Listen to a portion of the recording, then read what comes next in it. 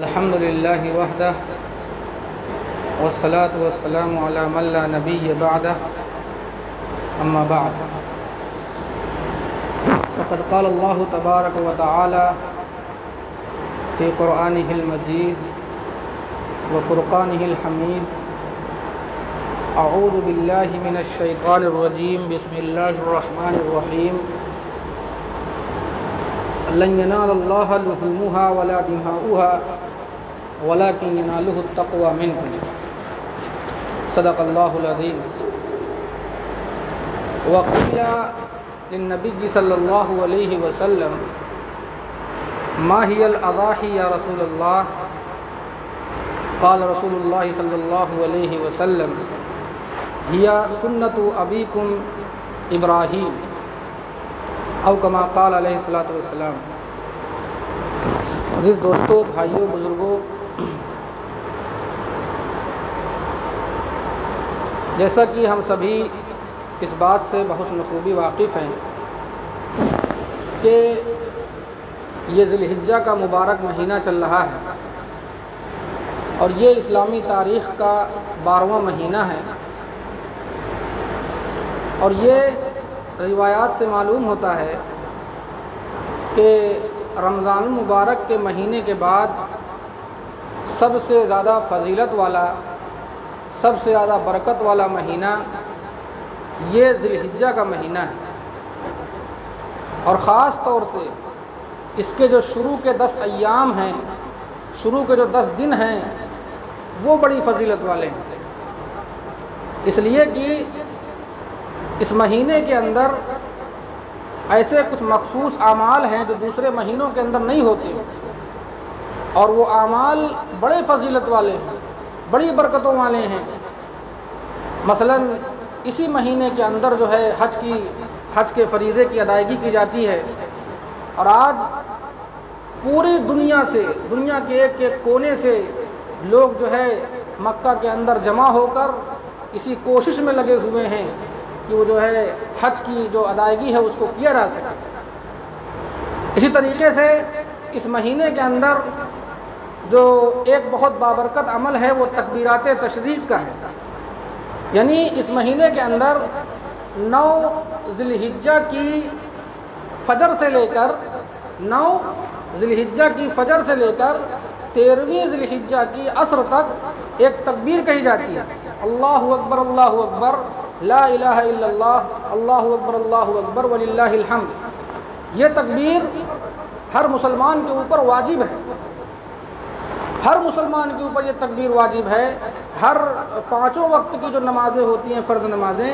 اس کے بعد ہر مسلمان سے یہ مطالبہ کیا گیا کہ مسلمان جو ہے ہر فرض کی نماز کے بعد اس تکبیر کو متوسط آواز میں اس تکبیر کو ہر نماز کے بعد پڑھا جائے۔ اور گھر میں جو عورتیں ہیں ان کے تعلق سے بھی یہ کہا گیا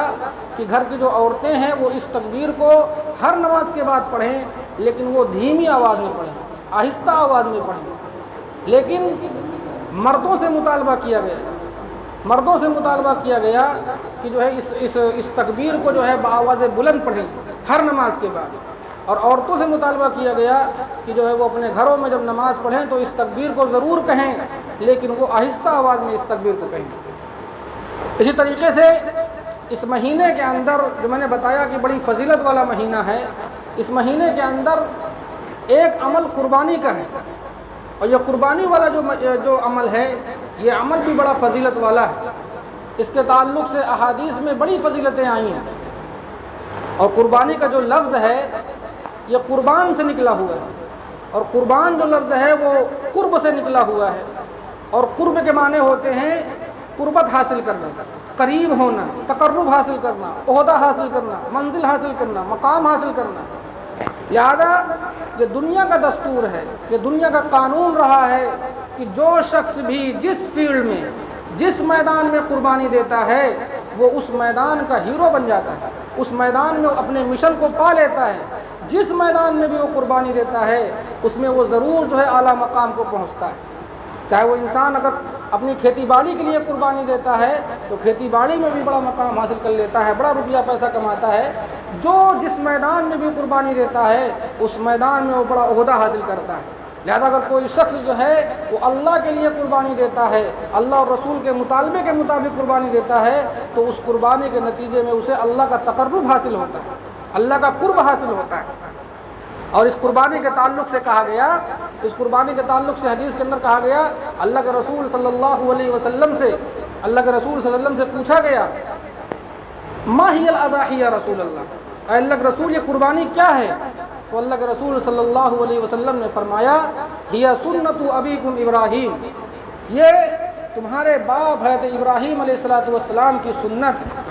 جو قربانی ہم دیتے ہیں یہ حضرت ابراہیم علیہ السلام کی سنت ہے۔ آپ اگر تاریخ اٹھا کے دیکھیں گے تو آپ کو معلوم ہوگا کہ سب سے زیادہ جو قربانی دینے والے ہیں وہ انبیاء علیہم السلام ہیں، جنہوں نے اللہ کے لیے، اللہ کی رضا حاصل کرنے کے لیے قربانیاں دی۔ لہٰذا اگر انہی انبیاء میں سے حضرت ابراہیم علیہ السلام کی زندگی کا ہم مطالعہ کریں گے تو ہمیں معلوم ہوگا حضرت ابراہیم علیہ السلام کو اللہ تبارک و تعالیٰ نے کئی موقعوں پر آزمایا،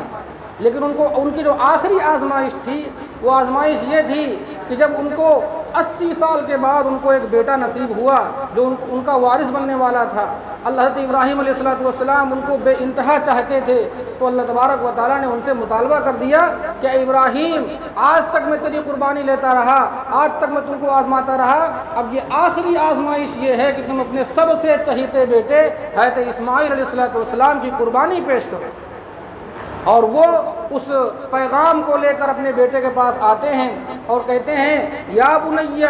انی ارا فی المنام انی اذبحک فانظر ماذا تری۔ حضرت ابراہیم علیہ السلام اپنے بیٹے کے پاس آتے ہیں اور کہتے ہیں کہ اے اسماعیل، اے میرے بیٹے، میں نے خواب میں دیکھا ہے کہ میں تمہیں ذبح کر رہا ہوں، میں تمہیں قربان کر رہا ہوں، تمہاری کیا رائے ہے؟ حضرت ابراہیم علیہ السلام اس لیے اسماعیل علیہ السلام کے پاس نہیں آئے کہ میں ان سے معلوم کروں کہ وہ اگر راضی ہوتے ہیں تو میں قربانی کروں، اگر وہ ناراض ہوتے ہیں یا منع کر دیتے ہیں تو میں قربانی نہیں دوں گا۔ اس جذبے کے ساتھ ان کے پاس نہیں آئے،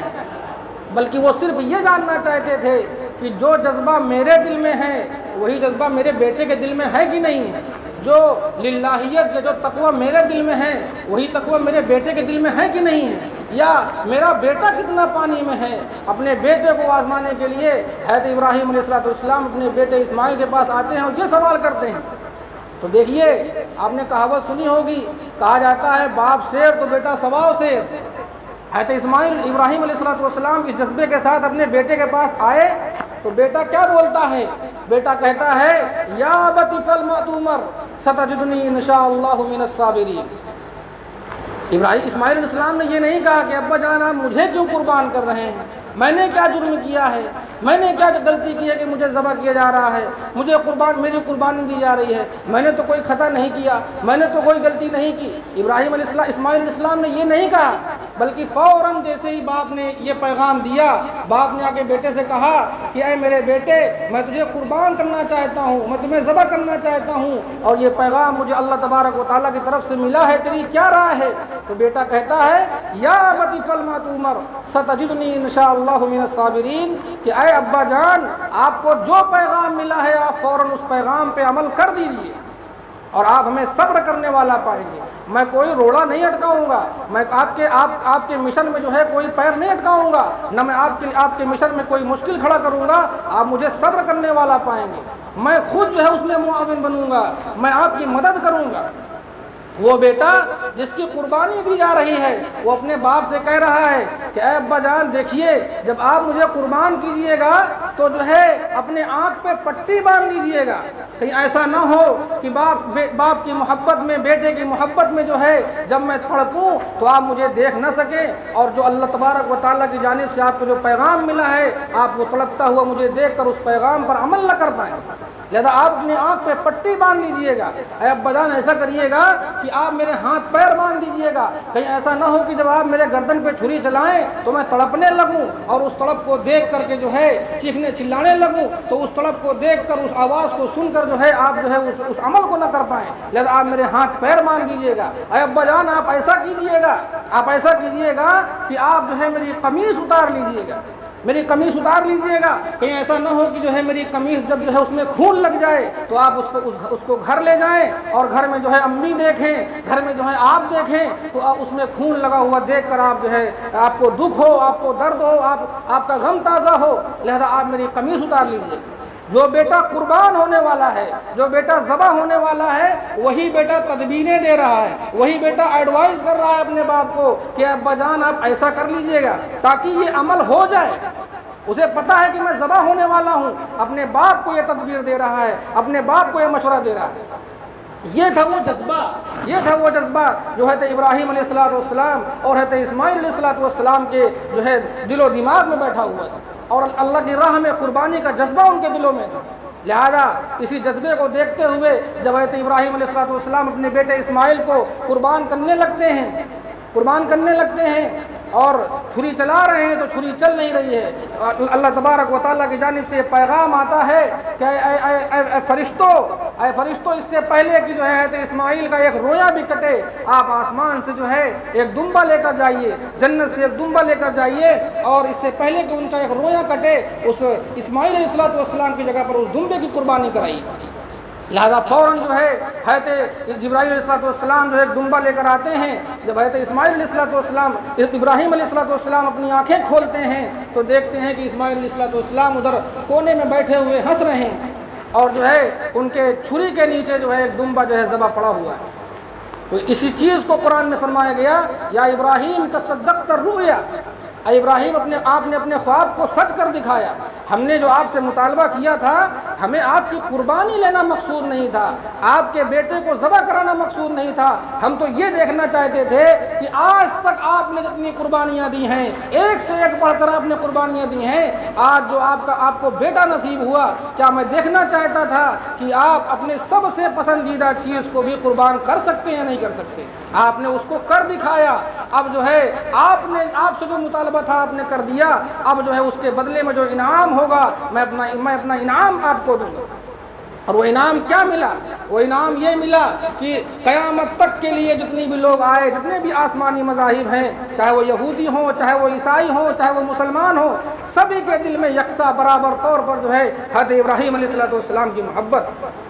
دنیا میں کوئی ایسا جو ہے آسمانی مذہب والا نہیں ہے جو ابراہیم علیہ السلام کی نبوت کا انکار کر سکے، یا ان کی محبت کا انکار کر سکے، ان کے جذبے کا انکار کر سکے۔ ہر ایک جو ہے ان کی زندگی قدرداں ہے، ان کی قربانیوں قدرداں ہے۔ یہ حضرت ابراہیم علیہ السلام کو ملنے والا انعام ہے، اور اللہ تبارک و تعالیٰ نے یہ وعدہ کیا کہ دنیا تک میں، قیامت تک میں جو ہے آپ کا نام یاد رکھوں گا، آپ کا نام جو ہے آپ کا نام باقی رکھوں گا، آپ نے جو اعمال کیے ہیں ان اعمال کو زندہ رکھوں گا۔ لہذا آج جو ہے جو حج کرنے لوگ جاتے ہیں یا جو عمرہ کرنے لوگ جاتے ہیں، ان میں اکثر جو اعمال ہیں وہ حضرت ابراہیم علیہ السلام، حضرت اسماعیل علیہ السلام، حضرت حاجر علیہ السلام کے انہی اعمال کی تجدید ہوتی ہے، انہی اعمال کو ٹریبیوٹ کیا جاتا ہے، انہی اعمال کی یاد دہانی کرائی جاتی ہے۔ یہ ایک فضیلت ہے جو حضرت ابراہیم علیہ السلام کو ان کی قربانیوں کے نتیجے میں جو ہے ملی ہے، جو دیگر انبیاء کو نہیں ملی۔ لہذا اس قربانی کا جو پیغام ہے، اس قربانی کا جو مقصد ہے، جو ہم تہوار مناتے ہیں، اس کا مقصد یہی ہے کہ جس طرح سے حضرت ابراہیم علیہ السلام نے اپنی پسندیدہ چیز جو ہے قربان کر دی، یا اس کو قربان کرنے کے لیے آمادہ ہو گئے، ہم سے بھی یہ مطالبہ ہے۔ ہم سے ہمارے بیٹوں کی قربانی نہیں لی جا رہی ہے، بس ہم سے یہ مطالبہ کیا جا رہا ہے کہ آپ اپنے خواہشات کو قربان کر دیجئے، آپ اپنے خواہشات کو قربان کر دیجئے، آپ جانور لے کے قربانی کر دیجئے۔ اگر ہم سے وہ چیز بھی نہیں ہوتی تو پھر ہم کس طریقے سے نبی پاک صلی اللہ علیہ وسلم سے محبت کرنے کا دعویٰ کرتے ہیں، یا ابراہیم علیہ السلام سے اور اسماعیل علیہ السلام سے محبت کرنے کا دعویٰ کرتے ہیں؟ لہذا حدیث کے اندر قربانی کی بڑی فضیلتیں آئی ہیں۔ حدیث کے اندر فرمایا گیا کہ جو شخص جو ہے قربانی کرتا ہے تو جو قربانی کے جو جانور کے جو بال ہوتے ہیں، قربانی کرانے کے نتیجے میں اس کو اتنا ثواب ملتا ہے۔ حدیث کے اندر یہ الفاظ ہیں، لیکن یہاں پہ یہ مقصود نہیں ہے کہ قربانی کے جو بال ہیں اتنا ہی نیکی ملے گی۔ اس کا مطلب یہ ہوتا ہے کہ جس طرح سے جو قربانی کے جو بال ہیں وہ گنے نہیں جا سکتے، وہ بے شمار ہیں، وہ لاتعداد ہیں، بالکل اسی طریقے سے قربانی کے نتیجے میں جو انسان کو جو ثواب ملتا ہے وہ بھی بے شمار ملتا ہے، وہ بھی لا تعداد ملتا ہے۔ اسی طریقے سے ایک حدیث کے اندر آیا، ضعیف حدیث کے اندر آتا ہے، اللہ کے رسول صلی اللہ علیہ وسلم فرماتے ہیں سمنوا ضحایاکم فإنها علی الصراط مطایاکم، کہا گیا پلصراط کا جب میدان ہوگا، پلصراط کا جو راستہ ہوگا وہ بڑا خطرناک ہوگا، ایک طرف جنت ہوگی ایک طرف جہنم ہوگی، تمام لوگ جو ہے اس پل کو جو ہے پار کر کے جا رہے ہوں گے۔ حدیث کے اندر آتا ہے جو قربانی کرنے والے لوگ ہوتے ہیں، کل جو آپ اپنے جانور کو قربان کریں گے وہ اس جانور پر بیٹھ کر کے آسانی سے اس پل کو پار کر جائیں گے۔ لاکھوں لوگ اس میں کٹ کر کے گر رہے ہوں گے، اس پل سے جو ہے اس پل کو پار کرنا ناممکن ہوگا، لیکن جو لوگ قربانی کریں گے اس قربانی کے نتیجے میں اس پل کو آسانی سے پار کر لیں گے۔ اور حدیث کے اندر آگے فرمایا گیا من وجد ساعۃ فلم یضحی فلا یقربن مصلانا، اللہ کے رسول صلی اللہ علیہ وسلم نے فرمایا کہ جو شخص وسعت رکھتا ہو، جو شخص وسعت رکھتا ہو اس کے باوجود بھی وہ قربانی نہ کرے، تو حدیث کے اندر فرمایا وہ ہماری عیدگاہ کے قریب نہ آئے، اسے نماز پڑھنے کی کوئی ضرورت نہیں ہے۔ جب وہ قربانی نہیں کر سکتا تو اسے عیدگاہ آنے کی کیا ضرورت ہے؟ اللہ کے رسول صلی اللہ علیہ وسلم نے یہ حدیث میں باقاعدہ فرمایا من وجد ساعۃ فلم یضحی فلا یقربن مصلانا۔ وسعت کیا ہے؟ وسعت یہ ہے کہ جس کے پاس جو ہے 7.5 تولہ سونا یا 52.5 تولہ چاندی یا اس کے برابر مالیت ہو، اس کے اوپر قربانی کرنا واجب ہے، اس کے اوپر قربانی کرنا ضروری ہے۔ جس کے پاس 87 گرام سونا ہو یا 530 گرام چاندی ہو یا اس کے برابر جو ہے مالیت ہو تو اس کے اوپر قربانی کرنا واجب ہے۔ تو لہذا ہاں اللہ تبارک و تعالیٰ سے دعا ہے اللہ تبارک و تعالیٰ ہم سب کو کہنے سننے سے زیادہ عمل کرنے کی توفیق عطا فرمائے۔ وآخر دعوانا الحمدللہ رب العالمین۔